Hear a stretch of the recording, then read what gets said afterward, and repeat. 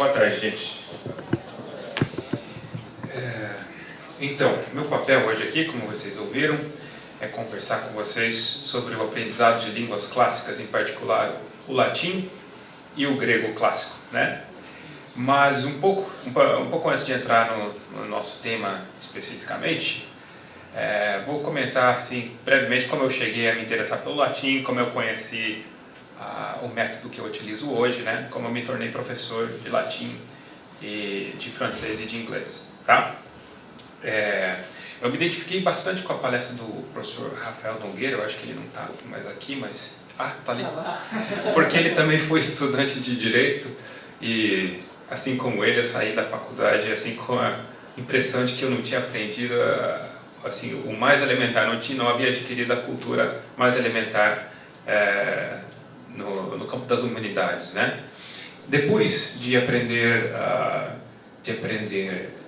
inglês, eu fui estudar francês, porque eu falei assim, porque o professor lá alertava para o seguinte: se você ficar lendo muito inglês, a sintaxe da língua inglesa pode se impregnar de tal modo que o seu estilo em português fique assim, danificado, né? Você começa a falar assim, pensar de uma maneira inglesa e isso fica feio. Então eu resolvi me debruçar sobre o francês para compensar. E aí eu também aprendi a língua francesa para ler os clássicos da língua francesa, né? Só que quanto ao aprendizado da língua latina, eu já havia me dedicado a ele. Só que eu havia desistido várias vezes. Eu tentei primeiro aprender latim com o professor Napoleão Mendes de Almeida. Depois eu tentei aprender latim com o Júlio Comba. Depois com o... grados primos, grados secundos é o... Paulo Rony. Eu desisti de todos esses, eu esqueci o que eu tinha aprendido, era uma coisa assim, eu falei, mas não é para mim, não pode ser essa coisa, né? E até que então eu tive a sorte de conhecer um latinista americano chamado Nathan Freeman, que veio ao Brasil por convite do meu amigo Anthony Wright, que está ali comigo, e que então me deu um curso completo chamado Família Romana, né? Do qual eu vou falar mais com detalhe a seguir. Depois de completar esse primeiro curso chamado Família Romana, eu resolvi também me dedicar ao segundo volume da coleção, chamada Roma Eterna, e comecei então a perceber que eu conseguia entender os autores latinos no original. E aquilo para mim foi deslumbrante, porque a minha expectativa era ler traduções em francês ou em inglês no começo para adquirir cultura. E agora eu estava lendo os clássicos a princípio de Roma no original. Aquilo me encantou. E eu falei assim, isso é precioso demais, eu preciso passar para os outros. E foi assim que eu me tornei professor de latim. Hoje sou professor na Universidade de Londrina, na PUC também, no mestrado de Direito Canônico. E em alguns seminários também dou aula para vários seminaristas também. Tá? Então, sobre o que nós vamos conversar hoje? Nós vamos conversar sobre metodologias e, de maneira prática, como aprender a língua grega e a língua latina, porque hoje em dia está na moda falar que método você tem o teu, eu tenho o meu, sabe? A gente pode discutir, e é verdade, é lícito discordar em matéria de método, é claro que é lícito, só que quando você tem uma classe de alunos na sua frente, um erro de método é fatal. Se você escolhe o jeito errado, os alunos podem ir embora, pode desistir, pode nunca mais voltar e pode ir embora com a impressão de que língua latina é aquele negócio chato de declinações e tal, e só tem isso para... Então, como reverter esse quadro, né? Então, eu vou começar a falar um pouco, eu vou começar a raciocinar sobre como nós aprendemos línguas a partir de uma citação de Santo Agostinho que está na obra De Doctrina Christiana. É assim ele fala: Qua propter, cum ex infantibus loquentes non fiant, nisi locutiones dicendo loquentium, cur eloquentes fieri non possunt, nulla eloquenti arde tradita, sed locutiones eloquentium legendo, et audiendo, et quantum assequi conceditur imitando. Então, o que o Santo Agostinho fala aqui no livro 4 da doutrina cristiana? Ele fala o seguinte, da doutrina cristã, pensando em latim. ele fala o seguinte: como é que as crianças aprendem a falar? Elas aprendem a falar imitando as pessoas que falam com elas, não é verdade? E como elas aprendem ouvindo, em primeiro lugar, ele fala audiendo, ouvindo, depois leggendo, lendo também as frases, né? E quanto mais sequi conceditur, ele fala, na medida do possível, imitando também. Então é assim que as crianças aprendem. E ele pergunta o seguinte: por que, se as crianças aprendem assim, a falar, assimilam a língua dessa maneira, por que nós também não podemos aprender assim a nos tornarmos eloquentes? Quer dizer, por que nós não podemos aumentar o nosso poder de domínio sobre uma língua da mesma maneira como as crianças fazem? E a seguir, ele faz a seguinte comparação. Ele fala o seguinte: pois nós conhecemos muitos oradores, muitos retóricos, que, sem receber o ensino formal dos preceitos da retórica, se tornaram melhores oradores do que aqueles que o receberam. Como? Eles frequentaram o Senado e ouviram as orações exemplares dos grandes oradores. Eles assimilaram aquele modelo. Então ele fala assim, o seguinte, faz a seguinte comparação. Você imagine um menino da cidade e um menino do campo, né? O menino do campo em latim é rudis, porque vem de rural, né? Onde nós temos. E o menino da cidade é o urbanus, que nós temos a palavra urbs, né? Ele fala o seguinte: se fosse dado a esse menino da cidade crescer entre pessoas que falassem corretamente em torno dele, ele saberia indicar os erros do menino do campo, do campesino, mesmo sem ter estudado gramática, por ter assimilado a norma culta da língua pela simples prática cotidiana. E ele fala o seguinte: se essa pessoa que não tinha assimilado, né, digamos o campesino, se ele viesse a frequentar aulas de retórica, será que no futuro ele se tornaria um orador tão eficiente quanto esse, que desde o começo foi circundado de bons exemplos? Ele fala não, né? Então, isso aqui é só uma advertência para aqueles que consideram o método natural ou o método direto, como é chamado o método que eu vou defender hoje, que eu vou explicar hoje. Algumas pessoas dizem que ele é uma modernização, digamos, uma traição ao espírito da tradição ocidental, que ele é, digamos,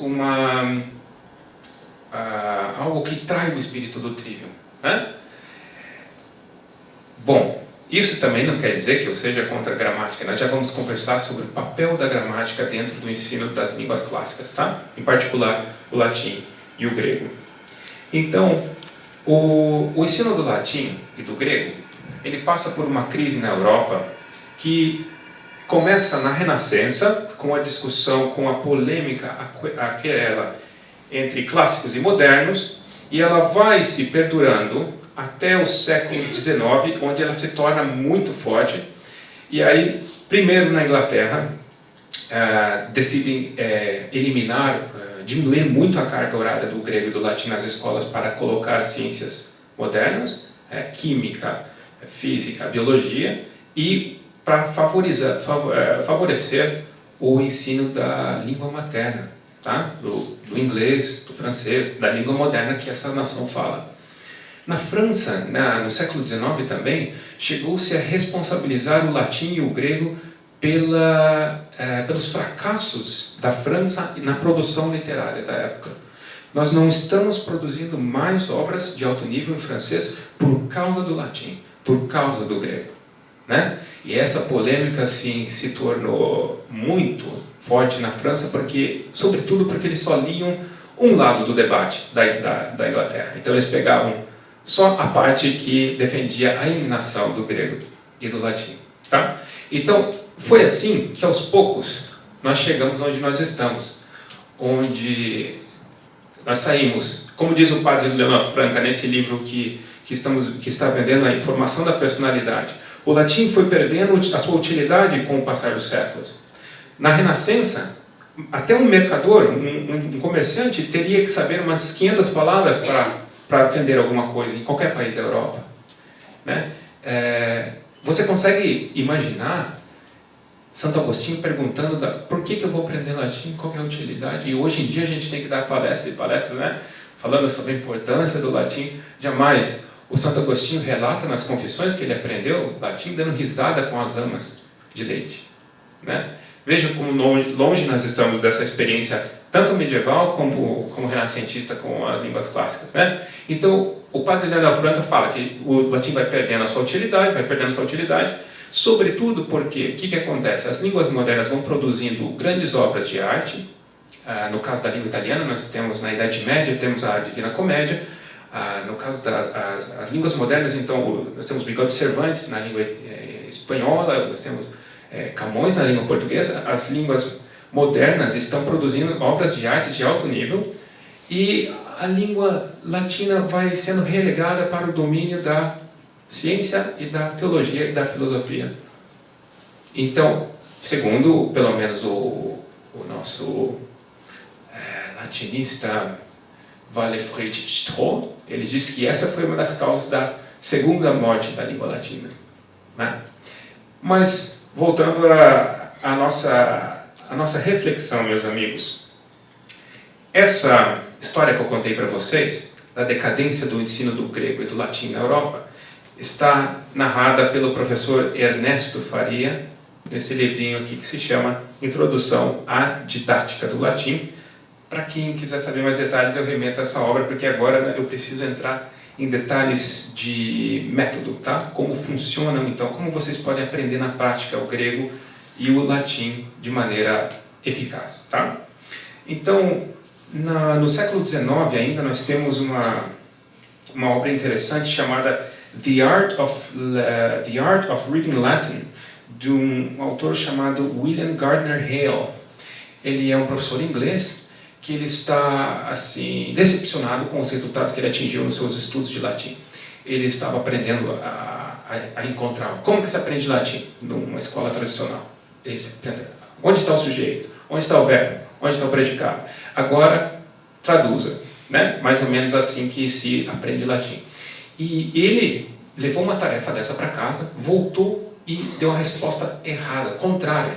O sujeito, que ele achava que era o sujeito, era o objeto. O objeto era o sujeito. E ele tinha compreendido o verbo errado ainda.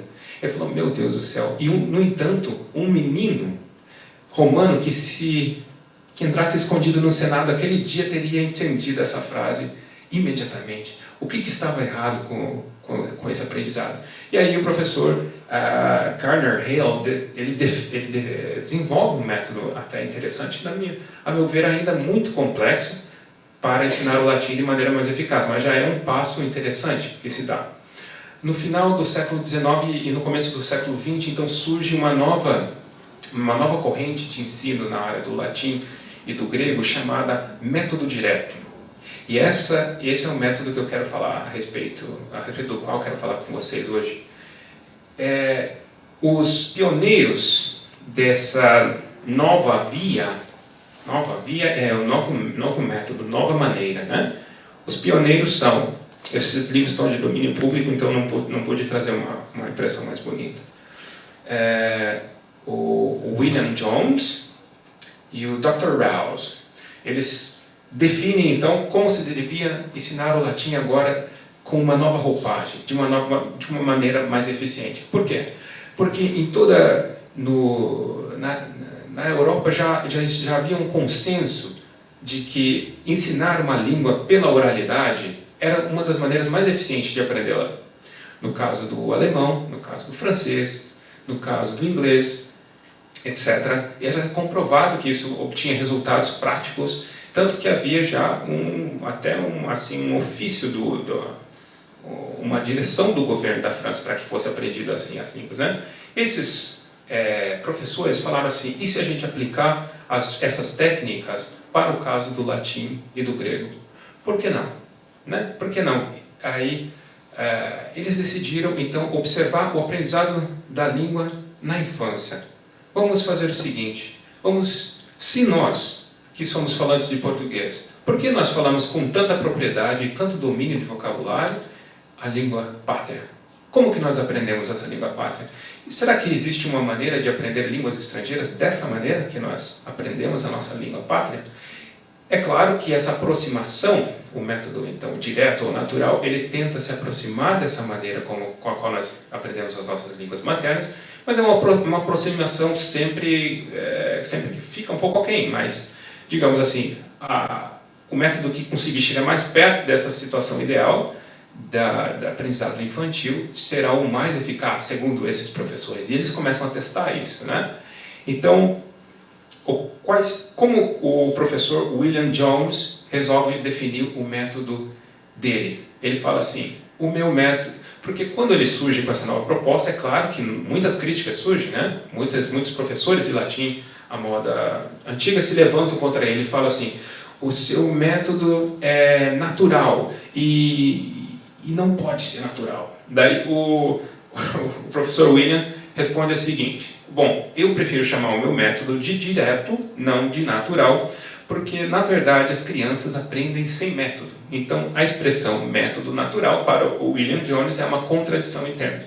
Então, ele falou assim, método ou é natural ou é método, né?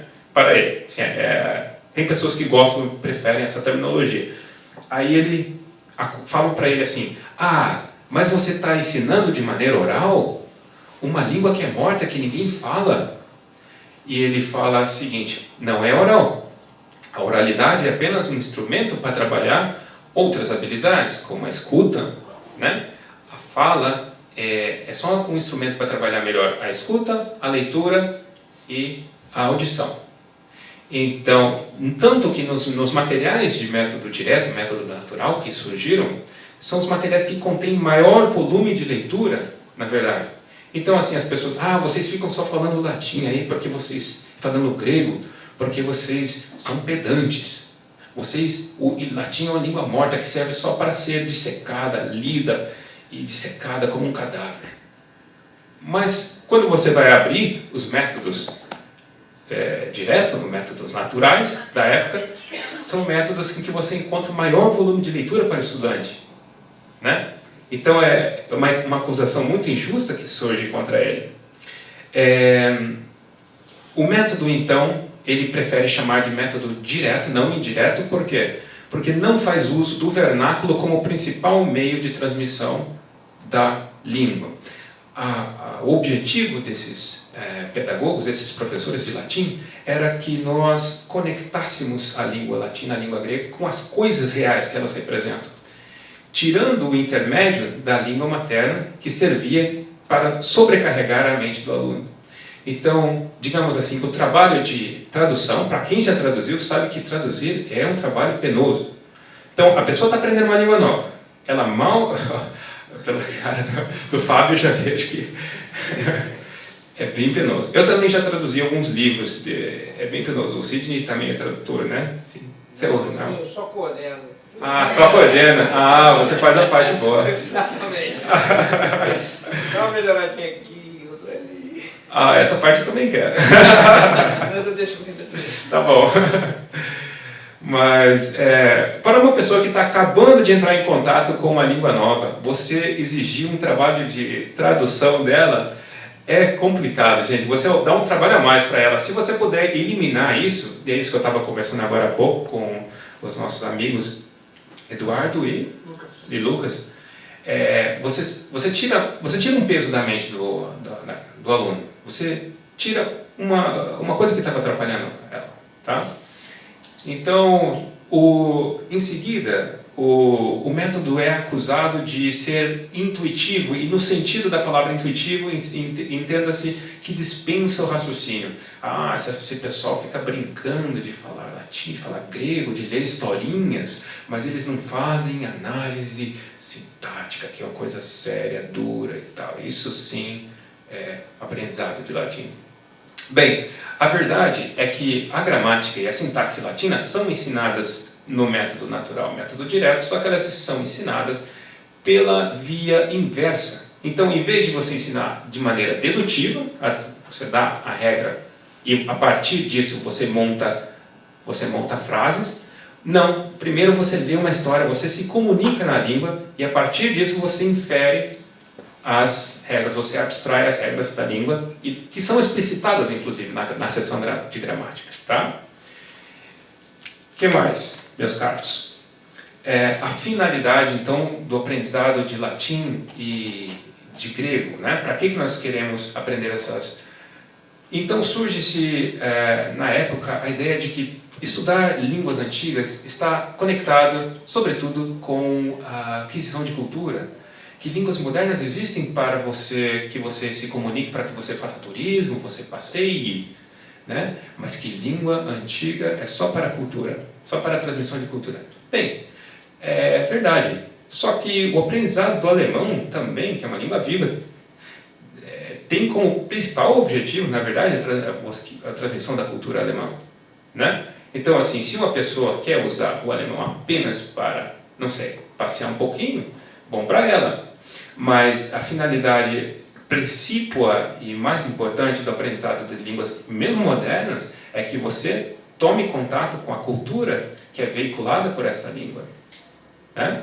Então, a história desse país, a geografia desse país, as obras literárias que foram compostas lá, tá? Bem, então, o próximo tópico que caracteriza, nós temos aqui o que caracteriza o método natural, então, para o aprendizado de latim e de grego. Uma das coisas digamos assim, a ausência de tradução, não precisa traduzir, porque as histórias são auto-evidentes e as situações são claríssimas, ilustram claramente os aspectos, os fenômenos linguísticos que estão sendo trabalhados, né? E a oralidade é dado grande importância à oralidade, por quê? Porque quando nós aprendemos, quando os pequenos, qual que é a ordem das habilidades que nós aprendemos, as ordens das habilidades linguísticas que nós aprendemos? Nós aprendemos a ler desde cara, a primeira coisa que nós, bebês, menininho, 2 anos e pouquinho, nós aprendemos a ler? Não, né? Como que nós aprendemos, nós assimilamos a língua? A ordem das habilidades, então, é a seguinte. Primeiro escutamos os pais. Então, primeira, audição, primeira habilidade a ser trabalhada. Segunda, imitação, fala. Terceira, leitura. E última habilidade, somente, a produção escrita. Dentro dessas 4 habilidades, nós temos 2 que estão no polo passivo e 2 que estão no polo ativo. Audição e leitura no polo passivo e fala e escrita no polo ativo. Tá? Então, é assim que nós... É por isso então que numa aula de grego, de latim, com o método direto, o método natural, a aula é conduzida ao máximo possível na língua que o aluno está aprendendo. Por que isso é assim? Porque pensar numa língua estrangeira é um processo difícil. Pode pegar o exemplo de uma língua moderna, não precisa ser o caso de uma língua flexionada e antiga, como o latim e o grego. Se você está frequentando uma aula de francês, e, digamos assim, o seu professor fala a maior parte da aula em francês com vocês, na turma. É só o professor falar um pouquinho de português que você já começa a pensar só em português, não é? Então, é exatamente assim que acontece. Então, digamos assim, que o professor está lá para servir de estímulo para o aluno assimilar o máximo possível da língua. Se o professor dá a chance, é claro que o professor pode conversar na língua dos alunos com ele, se for necessário, se através da explicação os alunos mesmo assim não compreenderem. Não é proibido isso no método natural ou no método direto, isso não é proibido. Mas os professores que o adotam preferem utilizar apenas a língua por uma questão de porcentagem. Se eu falar 100% da aula em latim, em grego, os meus alunos vão pensar em grego e latim 60% do tempo. Porque, inevitavelmente, no começo eles vão pensar ainda um pouco na língua materna deles, que eles estão aprendendo, tá? Que eles aprenderam. E se o professor falar 70% do tempo da aula em latim, os alunos vão pensar em latim 30% do tempo. E assim vai decaindo. Então, por isso, essa é uma razão estritamente técnica e didática que se adota a fala como instrumento de ensino de línguas clássicas, tá, gente? Então, quais são, digamos, os princípios do método direto ou natural. No final, daqui a pouco eu já vou dar dicas mais práticas, porque vocês devem estar se perguntando, tá, mas como que então na prática eu aprendo latim e grego? Assim, qual que é o material didático que é bom e como que eu começo a estudar? Tá? Não se preocupe que eu vou dar dicas bem práticas de quais materiais adquirirem e como criar uma rotina de estudos de línguas clássicas, tá? E como sair bem sucedido nesse processo. Então, os princípios são os seguintes. Ensino puramente oral no começo. No começo, o professor é como se fosse o papaizão, né? Os alunos é como se fossem os bebezinhos ainda que estão balbuciando, e o professor dá aquela enxurrada de experiência oral, né? Para os alunos assimilarem a sonoridade da língua e o que ele vai utilizar para que eles entendam a mensagem. O que o professor vai utilizar para que os alunos entendam a mensagem? Muita gesticulação, muita gesticulação corpórea, né? Então, por exemplo, assim, nem todo mundo aqui estudou latim, certo? Nem todo mundo estudou latim. Bastante gente não estudou, né? Quem nunca estudou, levanta a mão. Vou fazer um breve teste, só para vocês. Vocês nunca entenderam latim, nunca estudaram latim. Vamos lá. Magister. Poculum. Magister, poculum e mensa, tá? Então, para que sua leitura, digamos assim, o Cícero disse um parágrafo desse tamanho. Ele disse isso em 2 minutos e você leva 3 dias para interpretá-lo, para decifrá-lo. Você acha que isso é normal? Não é normal, entende? Então, a sua mentalidade ainda precisa se configurar com a maneira de pensar em latim, tá? Como funciona isso? Como faz isso? Muita imersão e uma boa metodologia, tá? Então, o que o professor faz no método direto natural? Uso extensivo de imagens e gestos com os alunos iniciantes como meio concreto de conectar a língua a coisas reais. A língua é um instrumento de comunicação e ela serve para veicular coisas reais, tá? A composição oral e escrita sem pensar previamente na língua materna, treinamento para ler os autores no original, máximo uso possível da língua estrangeira durante todo o curso, ensino extensivo sobre a vida, os costumes, instituições, história e geografia da nação estrangeira, conversação frequente sobre as fábulas do livro didático, então é por isso que é importante ter um livro didático com capítulo 1, capítulo 2, capítulo 3 e tal, para os alunos terem um itinerário para seguir. E, por fim, então, o nosso Jones explica qual é o papel então da tradução dentro do aprendizado de línguas antigas. Ele tem um papel importante, só que ele tira sarro do nome que isso tem normalmente nas escolas e universidades. Chamam isso de exercício de composição. E ele ri disso porque composição é um processo em que você tem que ter certa expressão da sua personalidade. Só que o melhor tradutor é aquele que desaparece. Vocês concordam comigo? O melhor tradutor é aquele que desaparece. Então, como que você vai falar que tradução é um exercício de composição? Um exercício em que você vai expressar a sua personalidade através do estilo. Não é assim, né? Então, e também existe o problema, que é o seguinte: para traduzir bem, isso não exige apenas um conhecimento bom da língua que você está estudando, mas da sua língua, um conhecimento profundo das expressões idiomáticas da sua língua materna, para que você ache o equivalente, né, daquela expressão que você está lendo na língua estrangeira. Isso às vezes é muito difícil, meus amigos. Às vezes é mais fácil entender o texto original do que você ficar pensando: caramba, como é que eu digo isso agora em português? Leva um tempo, sabe? Leva muito tempo, tá? Bem, diante então dessa história, eu fui apresentando para vocês a resposta que surgiu na Europa, principalmente na Inglaterra, dada pelo Dr. Jones e o Dr. Rouse, que foi esse livro que foi publicado em 1915, tá? Depois disso, houve uma resposta mais contundente a essa crise no ensino de línguas clássicas, dada pelo professor Hans Warburg, que foi um dinamarquês que escreveu a série Lingua Latina per se Illustrata, que veio a ser divulgado na Itália, sobretudo pela Vivario Novo, né?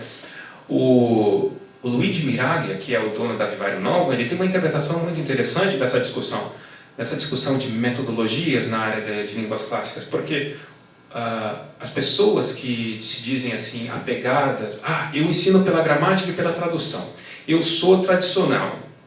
O Luigi Miraglia fala o seguinte: você é tradicional a partir do século XIX, não é? Porque ele retraça essa maneira de ensinar o latim que dá predominância à tradução e ao ensino da gramática formal. Ele retraça isso ao século XIX na Alemanha. E ele fala o seguinte, que esse método, então, que foi divulgado pela Alemanha, é fruto do positivismo dos seus autores, que tentaram transformar os métodos de aprendizado de línguas, tentaram adaptá-los às ciências que estavam, então, se lançando, né? Então, o professor Hans Orber, que é autor de um método fantástico, que no caso então, aqui já fica a minha resposta para a questão do livro didático do latim. Minha resposta é o seguinte: todo método tem um defeitinho aqui e ali, sempre tem crítica, tudo é passivo a críticas, mas o que chegou mais perto, digamos assim, da perfeição e eficácia é o do Hans Orber, chamado Lingua Latina per se Illustrata. Ele é composto de 2 volumes principais, o primeiro se chama Família Romana, o segundo se chama Roma Eterna, e tem uma série de volumes que acompanham também, que acompanham o material, como Exercitia Latina, e Colloquia Personae, etc., né? No caso do grego não é tão fácil responder essa pergunta, meus caros. Tem um método que eu gosto bastante de grego, que é o Atenaste, que é utilizado inclusive pelos nossos amigos aqui do Hugo de São Vito, pela escola clássica, mas eu prefiro, no caso do grego, como, digamos assim, de uma nota de 1 a 10, o Orber, do Língua Latina, estaria para 9,5, e no caso, digamos assim, do Atenaste, eu diria que estaria uma nota de 7. Uma nota boa diante da realidade dos métodos de grego, que é muito difícil encontrar método bom. No caso do grego, eu recomendo, na prática, você misturar 3 métodos que são bem eficazes e intuitivos para você obter sucesso no seu estudo do grego antigo. O primeiro que eu recomendo se chama Polis, que foi publicada pelo Instituto com o mesmo nome, Polis, em Jerusalém. Ele é uma introdução ao grego koiné. E ele é uma introdução assim de maneira muito natural e fluida do grego koiné. Então você começa com atividades como o professor fala anastethi, e aí o aluno levanta, né? Aí kathison, aí o aluno senta. Então começa com atividades assim meio lúdicas na sala. Quando você vai seguindo o curso, você já adquiriu um vocabulário bastante razoável e você já está até compreendendo como funciona o mecanismo da língua grega. Então eu recomendaria esse curso. Como eles não publicaram ainda o segundo volume, eu recomendo complementar. Não é um curso que você segue até o final para chegar ao domínio completo da língua grega, porque eles não publicaram ainda o segundo volume, tá? Então eu complementaria o método Polis com o método Atenaste, que sobretudo a edição italiana. Não recomendo a edição inglesa nem americana, porque a edição, o que aconteceu com esse método? Ele não era tão bom assim. Ele era composto de histórias legais, digamos assim, histórias animadas, divertidas e baseados na historiografia da Grécia, tá? Então tinha essa virtude de ser um livro com história, com começo, meio e fim. Uma vantagem que ele tem sobre o método da Polis, que é um método conversacional, mas não tem exatamente uma fábula com um começo, meio e fim. No caso, então, eu recomendo, então, em seguida, o Atenaste, e por fim, como material complementar, eu recomendo também o Reading Greek. Eu acho que foi publicado pela Cambridge, se eu não me engano. O professor Matheus pode confirmar. Eu acho que ele não sabe. Bem, então, meus caros, além dessas características que eu falei para vocês do método direto ou natural, conforme ele foi chamado por um ou por outro defensor dessa metodologia. Nós temos a análise do professor Stephen Krashen, que para mim foi muito interessante ler no campo do aprendizado de línguas. Ele tem um livro que se chama The Natural Approach, em que ele defende as teses principais que devem, assim, em torno das quais deve ser composto um bom método para o aprendizado de línguas, quaisquer que sejam, qualquer que seja a língua. E ele coloca a primeira diferença que ele estabelece é a diferença entre assimilação e aprendizado. Em inglês ele fala learning e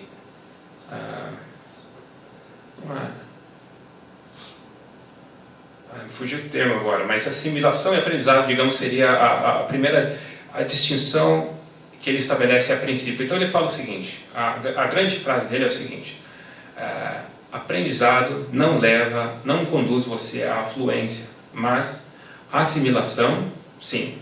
Qual é a importância dessa distinção entre assimilação e aprendizado? Ele está falando aqui o seguinte, que existe um processo pelo qual você passa em que você está recebendo a língua, o que ele chama de input, comprehensible input. Então, o primeiro princípio é o seguinte, você deve receber a língua através de uma mensagem que você compreenda, tá? E essa mensagem, ela pode, é claro, o professor pode modulá-la ao nível do aluno, mas sempre com um desafio, sempre com um pouco mais difícil do que o aluno pode compreender para exigir dele, digamos assim, um avanço, né? O que é importante? O que é importante nesse princípio? A importância a distinção entre assimilação e aprendizado é a seguinte, que quando você chegar a estudar gramática de maneira formal, você já terá assimilado ela de maneira quase, digamos assim, quase indutiva. Então, tem uma frase do professor Olavo que eu gosto muito, não sei, eu sou que nem o professor Rafael, que eu sempre fico citando o Olavo, que ele fala o seguinte, que você refletir sobre algo que você não absorveu causa o que ele chama de úlcera mental. Então, os métodos, você me desculpa, mas os métodos que são propostos pela maioria dos gramáticos, né, para o ensino de línguas clássicas, o que eles produzem no aluno é uma reflexão prematura. O aluno ainda não absorveu a língua, não assimilou os elementos, né, vocabulário, sintaxe, a fonética da língua, e ele já exige de antemão um raciocínio sobre algo que ele ainda não assimilou. A chance de isso produzir frutos, na minha opinião, é muito pequena. Tem uma grande chance do aluno esquecer tudo o que ele está lendo, né? Porque além dele não ter assimilado ainda aquilo sobre o qual ele está refletindo, os exercícios propostos não são, digamos, entrelaçados numa história com começo, meio e fim, com contexto, né? O contexto ajuda tudo, gente. Quando você é uma criancinha, você está aprendendo o sentido da palavra levantar. Você não tem uma língua para a qual você traduza, né? O que é levantar? Então deixa eu pensar numa outra palavra. Não, você entende o gesto, né? Ou o movimento. O contexto, seja o contexto físico, visível, seja o contexto da fábula, ele é assim um auxílio fantástico para a memorização e para a assimilação da língua, tá? Outra coisa que o professor Stephen Krashen, americano, também estabelece com relação ao método natural existe uma ordem natural com que nós aprendemos a língua. Então, por exemplo, quando o meu filho tem 4 anos, mas quando ele tinha 2 anos, ele falava assim, o Isaac pulou. Ele não falava eu pulei. Ele falava, o Isaac está com fome. Ele falava eu estou com fome. Né? Aos poucos ele foi aprendendo a utilizar a primeira pessoa. Mas ele começou assim. Então, para quem quiser mais detalhes sobre como a língua como nós aprendemos, digamos assim, aspectos da língua, qual que é o aspecto mais difícil, o aspecto mais fácil, o professor Krashen dá detalhes sobre isso nesse livro, the natural approach. Tá? Eu não vou mais me estender sobre isso, só queria assinalar esse princípio. Ok? Bem, outra coisa também que o professor Krashen fala é que a fluência na língua é algo que surge, que emerge de um processo natural e que não é ensinado de maneira direta. Então, bom, isso leva o professor Krashen a, digamos assim, a desprezar a fala dos alunos nas primeiras aulas. Uma coisa que eu discordo um pouco dele, mas ele tem o seu ponto no sentido de que você não precisa exigir a produção da fala da parte dos alunos na primeira aula. Quando nós vamos aprender uma língua, a primeira coisa que se exige de nós é que nós respondamos logo na primeira aula, né? No entanto, uma criança fica um processo longo. Só ouvindo e entendendo, ele entende muito antes de produzir, não é? Então, o professor Krashen fala que é o seguinte, esse momento não é desprezível. Se a pessoa está entendendo a mensagem e ela não está ainda, digamos, dando um output, ele fala que é importante, é bem importante, tá? Bem, na prática, temos tempo? 15 minutos. Na prática, então, gente, como já falei dos métodos, já falei de o jeito que eu considero melhor para aprender, né? Já falei um pouco da crise do ensino de latim e grego na Europa, né? E vamos falar agora, rapidinho, no final, aí vou abrir para perguntas. Na prática, coisas boas que você pode fazer para começar a estudar e aprender latim. Quanto à importância do latim e do grego, eu passei por cima porque eu acredito que para a maioria das pessoas é algo já que é assentado, né? Digamos assim, as palestras todas aqui, desde o começo, o professor Sidney usou várias expressões latinas na sua exposição. Depois, outras pessoas retomaram, acho que o nosso Rafael retomou ethos e o pathos e outra expressão do grego. Então, acho que assim, esse assunto já está bem assentado, que é importante para quem deseja adquirir uma cultura clássica, ter acesso aos originais, né? Porque a tradução acaba sempre sendo um processo de destruição. A beleza do verso original você não consegue mais contemplá-la e apreciá-la, tá? Então, na prática, gente, o que nós fazemos? Algumas dicas práticas assim da experiência, não é uma coisa que vocês precisam, com a qual vocês precisam concordar. Mas uma dica prática que eu dou para vocês é o seguinte: encontre então uma razão para você estudar latim, para você estudar grego. Por exemplo, vou dar alguns exemplos de motivações que você pode ter. Ler latim por divertimento, para passar o tempo. Tudo bem que essa é um pouco ousada. Fazer pesquisas na área de história, consultar os documentos no original, né? Se você quer escrever, esse é bem ousado também, escrever uma obra que não seja assim, que não seja destruída pelo tempo, que você queira que seja lida daqui a muitos anos. É um objetivo, né? Não tenho medo de ser ousados nos seus objetivos para aprender.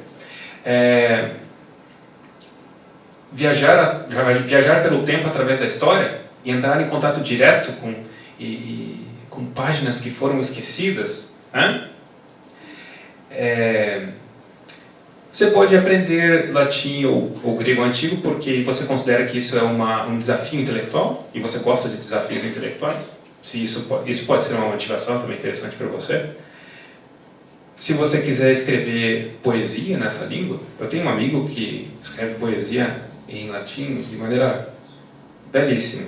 E, no entanto, é um jovem, assim, bem mais novo que eu. Uma motivação importante também para aprender línguas clássicas, porque é legal. É legal. Bom, em segundo lugar, se você tem uma motivação, então eu recomendo que você escreva essa motivação num papel em algum lugar que você tenha sempre acesso.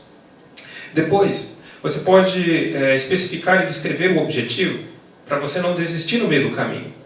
Porque uma coisa que a sua mente faz é, digamos assim, a mente humana é um pouco traiçoeira. Você estabelece uma coisa boa para fazer e no meio do processo ela vem assim e fala assim, não, mas quem que aprende latim hoje? É uma língua morta, grego antigo, vou aprender italiano, muito melhor, fazer turismo. Ou, não, latim não é para mim, é muito difícil. Então, a sua mente vai tentar te enganar. Então, como é que você faz para não se deixar enganar nesse meio processo, no meio desse processo? Tem algumas coisas que eu gosto.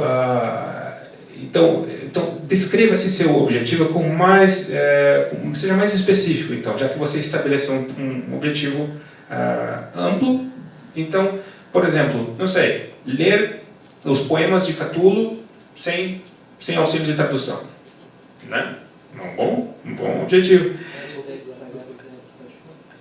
Ou um objetivo mais atingível a curto prazo, ler todo o conteúdo do livro Família Romana.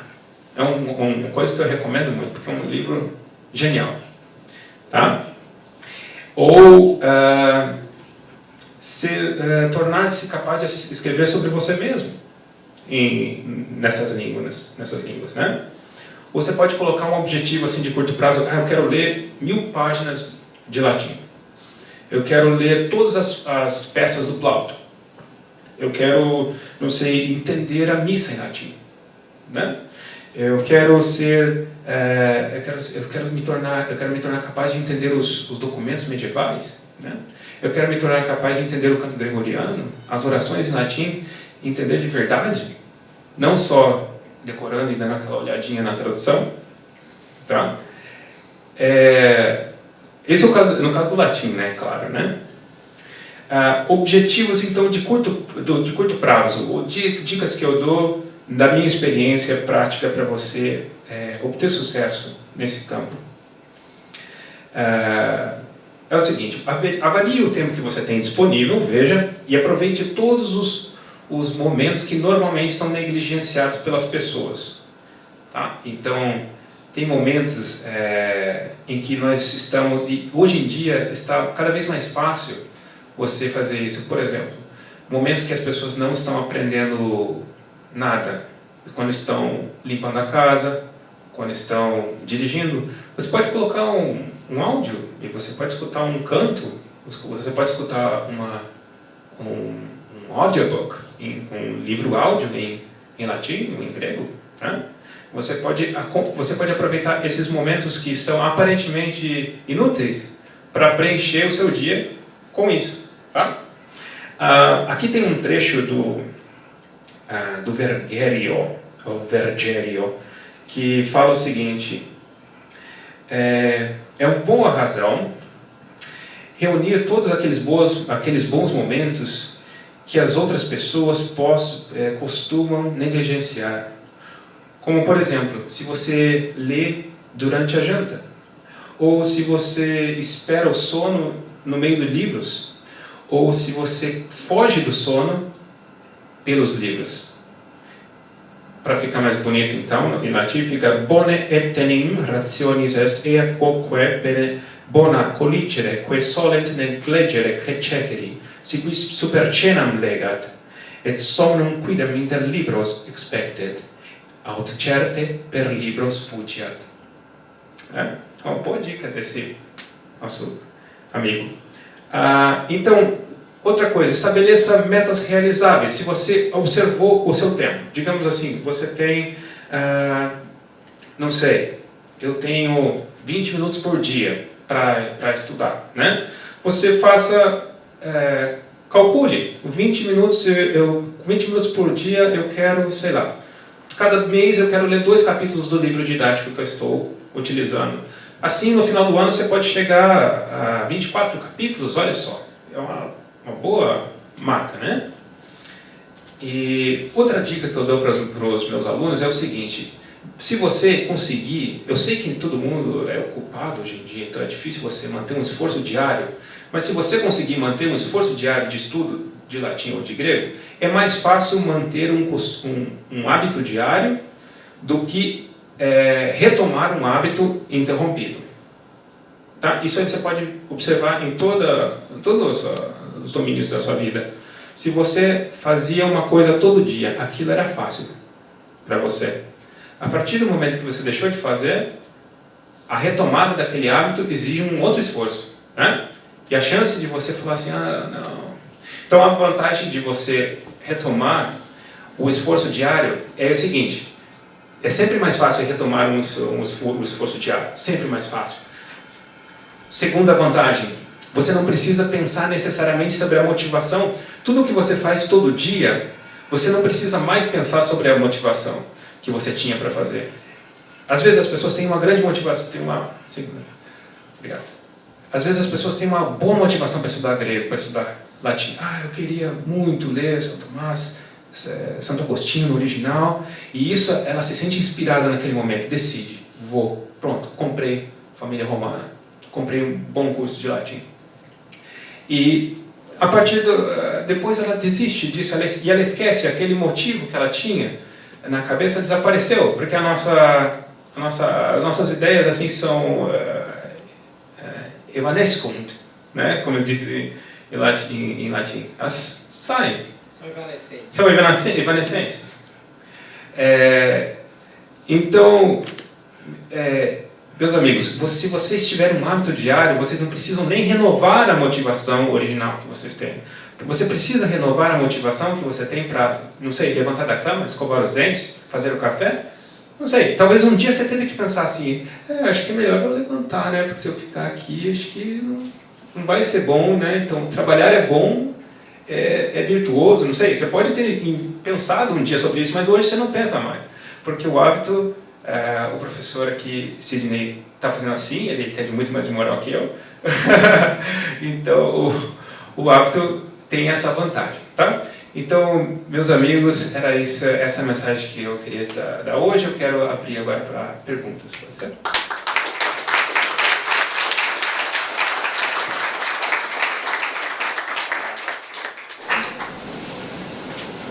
Lá no fundo. Professor, esse método natural não é um método de ação comunicativa, não é? Porque o método de ação comunicativa, eu estudei fazer espelho pelo Otto Schwelle e estudei sem sucesso pelo Gabriela Platz, do alemão. Eu e mais muitos ex-alunos do Goethe, teve pessoas que passaram, fizeram o Goethe inteiro com o Gabriela Platz e não conseguem falar alemão. E só comecei a consertar no alemão com o método Laguna. Então, eu queria que o senhor explicasse a diferença entre método natural e ação comunicativa. Método comunicativo. Comunicativa, eu acho que, por experiência pessoal... Concordo. E uma coisa assim que também dificulta um pouco, eu esqueci de comentar isso. Adultos têm uma dificuldade que é a seguinte: adultos têm menos paciência com a ambiguidade do que crianças. Tá? Isso às vezes o adulto não espera o contexto, deixar mais claro aquilo. Se ela não entendeu o primeiro contato com a expressão, com a palavra, ela já... mas o que é isso? Mas como assim? Né? E às vezes não deixa a coisa assim, né? Digamos, não se permite assimilar.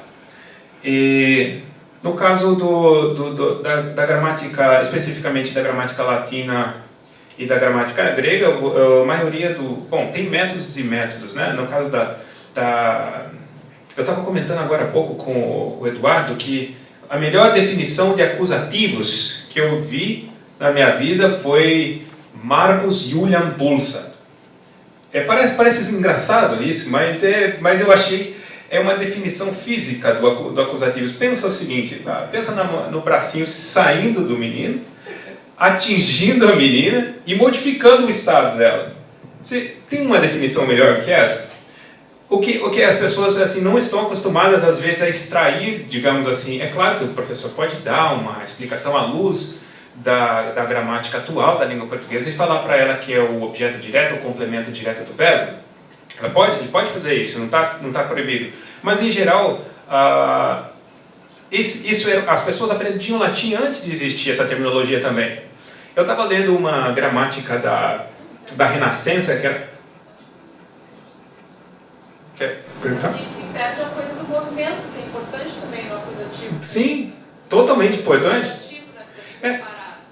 Exatamente. Se você perde essa noção, a sua compreensão do acusativos fica muito assim. É claro que o acusativos tem muitos outros usos, muitas outras funções, mas digamos assim que a base dele é essa, né?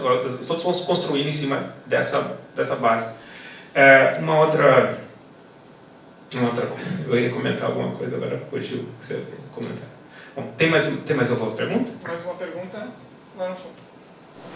Boa tarde, professor. Boa tarde. Muito obrigado pela sua palestra. Tenho certeza que todos gostaram tanto ou mais do que eu. Por nada. Existe alguma indicação que o senhor possa nos dar onde encontrar audiobooks em latim ou mesmo de sites da internet onde se possa praticar o chat em latim como forma de aprendizado? Eu aprendi italiano em aulas presenciais e achei muito rápido, justamente por isso. O professor ele incentivava o uso da língua italiana em praticamente 100% do tempo. Isso é uma coisa que eu sinto falta no estudo do latim. Sim. Obrigado. Por nada. Obrigado pela pergunta. Bom, quanto a cursos de latim, eu esqueci de mencionar, mas tem um curso fantástico aqui da própria escola clássica, né, que é ministrado pelo Mateus junto com o Clístenes. O Clístenes dá as primeiras aulas, depois entra o Mateus, eu acho. É isso, Mateus? E o curso de grego também é ministrado pelo professor Mateus, é um curso excelente. Mas respondendo a sua pergunta de chats e outras audiobooks em latim, tem sim. Eu recomendo o seguinte para você, o seguinte portal. Na internet tem um portal chamado Latinitium, para o caso do latim, tá? Latinitium, ou Latinitium, se for pronunciar a maneira eclesiástica, em que eles colocam um chat online, que você pode entrar lá e conversar com gente do mundo inteiro em latim, tá? Latinitium. E se você está interessado em aprender o grego antigo, eu recomendo que você digite assim no Google Latin and Greek Chats em inglês, porque aí é um pessoal dos Estados Unidos que organiza conversas em grego e em latim no horário deles, mas o horário deles geralmente não é muito ruim para a gente não. Geralmente eles se reúnem segunda noite para conversar ou em latim ou em grego, tá? Aí é um site que se chama exatamente assim, Latin and Greek Chats. Tá bom? Muito obrigado. Por nada.